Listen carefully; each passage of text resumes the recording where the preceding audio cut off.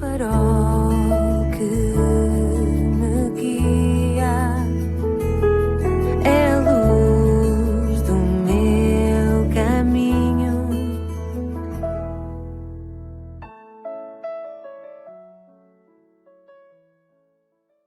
Sou Carlos Oliveira, bem-vindo à 61ª edição do programa Pedindo Luz. O tema hoje é Nem Tudo o que Parece É. Muitos perguntam a ser verdade que existe uma condenação eterna depois da morte, destinada àqueles que rejeitam Deus nesta vida. Se Ele, Deus, não estará a ser cruel ao sentenciar os pecadores perdidos a uma pena tão pesada. Muitos perguntam, além disso, se não será uma injustiça uma pessoa ser condenada a uma pena de condenação eterna, para sempre. Muitos também perguntam onde está o amor de um Deus que se diz amor num ato de tamanha severidade e desumanidade nas suas palavras. Bem, o verdadeiro cristão não se furta a este tipo de questões. Ele não somente está pronto para responder a qualquer pessoa que lhe pergunte sobre a razão da esperança que há nele, como está pronto para responder a quem lhe pergunta sobre a razão de tamanho castigo que é eterno para sempre. Bem, em primeiro lugar, começo por dizer, porque é verdade, que nem tudo o que parece é.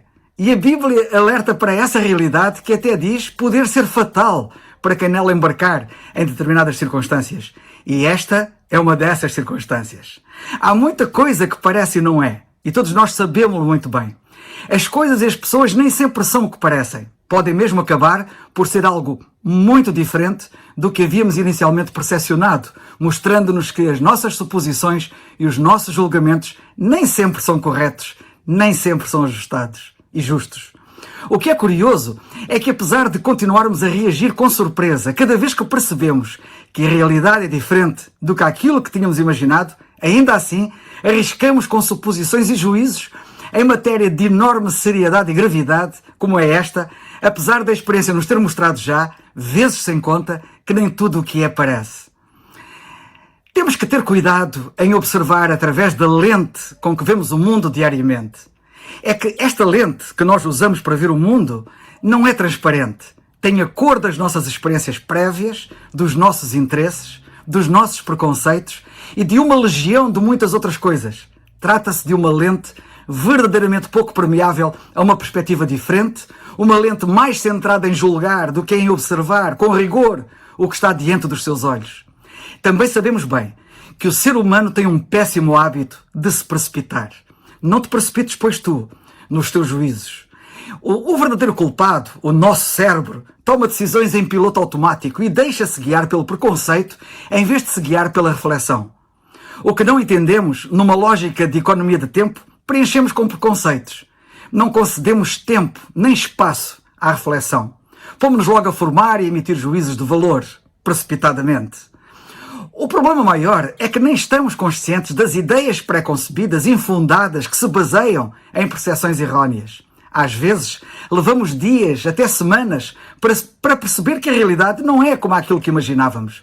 O cérebro constitui-se como uma verdadeira fábrica que produz suposições a cada minuto. Na linha de montagem, conta com matérias-primas como ideias pré-concebidas, esquemas irracionais, preconceitos, precipitação e muitas coisas mais. O perigo reside em só ao fim da vida, já depois da morte, se perceber que a realidade não é como foi imaginada e pintada.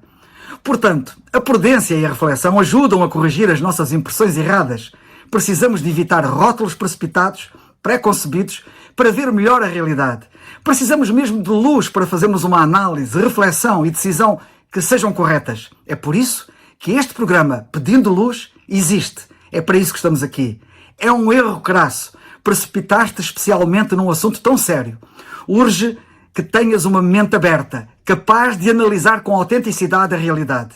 Assume-se sempre que existem tantas perspectivas quanto as estrelas no céu, mas que só a estrela polar dá a direção do norte. Tem cuidado em não te deixares desnortear. Bem, mas respondendo objetivamente à questão, o problema das pessoas errarem nas suas suposições e juízos nesta matéria jaz, entre outras coisas, em não terem a mínima ideia da dimensão e gravidade do pecado. Sim, do pecado. Um pecado cometido contra um Deus que é eterno é um pecado eterno, que merece um castigo correspondente. Portanto, um castigo eterno. Para se ter a perspectiva da realidade no melhor ângulo, dever-se a perceber duas coisas muito importantes e reais a este respeito. A primeira é que Deus é realmente amor e nunca quis que alguém fosse condenado. Ele mesmo diz que o juízo é para ele uma obra estranha. Ele não tem prazer nenhum em julgar e condenar ninguém. Sim, um juízo teria que ser realmente estranho para um Deus de amor. Deus não tem prazer algum em condenar alguém. A Bíblia diz claramente, no livro de Ezequiel, no capítulo 33 e versículo 11, o seguinte: diz-lhes: vivo eu, diz o Senhor, que não tenho prazer na morte do ímpio, nem em que o ímpio se converta do seu caminho e viva. Convertei-vos dos vossos maus caminhos, pois por que razão morrereis? Entenda-se, a morte eterna. E na segunda carta de Pedro 3,9 lemos assim: o Senhor é longânimo, não querendo que alguns se percam, senão que todos venham a arrepender-se. Ele tem um plano para todos. Ele tem salvação para todos. Ele não quer que ninguém se perca. A segunda coisa que devemos perceber é que Deus também é justo e não pode permitir que a sua justiça seja minimamente beliscada. Ora, para Ele manifestar o seu amor aos homens e ser simultaneamente justo, Jesus Cristo, o Filho eterno de Deus, voluntarizou-se e disponibilizou-se para Ele próprio sofrer o castigo eterno que o pecado eterno a requeria. A Bíblia diz que só Ele poderia ser o candidato aceito por Deus para tal obra. Nenhum humano, nem mesmo anjo, reuniam os requisitos aceitáveis, cabíveis e justificáveis. Ora, será de estranhar que, tendo sido castigado o Filho eterno de Deus para todos sermos poupados e salvos, depois vermos quem rejeitar tal oferta que é gratuita, receber um castigo que é eterno? Como eu já disse aqui muitas vezes, as pessoas rejeitam uma salvação que não merecem e depois queixam-se de um castigo que merecem. Isto faz sentido? Como pode alguém queixar-se de ser injustiça Deus dar o castigo eterno a quem rejeitou ao mesmo Deus a vida eterna que Ele quis dar de graça sem que a merecêssemos? Como veja, a verdade é muito diferente do que muitos inicialmente percepcionam, estando provado que as suas suposições e julgamentos não são corretos e muito menos justos. Errar aqui tem consequências eternas. Tem, pois, cuidado. A Bíblia diz: há caminho que ao homem parece direito, mas o fim dele são os caminhos da morte. Entenda-se, da morte eterna. Lemos isto em Provérbios 14:12. Jesus Cristo disse: eu sou o caminho. Não corras mais riscos. Crê no Senhor Jesus Cristo e serás salvo. Atos 16:31. Justo é, Senhor, nos teus santos caminhos, és digno em todas as tuas obras. Justo é, Senhor, nos teus santos caminhos, és digno em todas as tuas obras. Esperto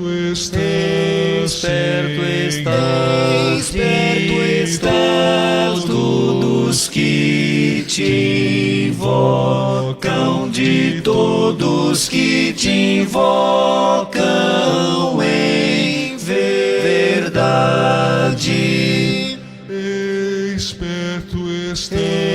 esperto estás, todos que te invocam, de todos que te invocam em verdade. Aleluia, aleluia.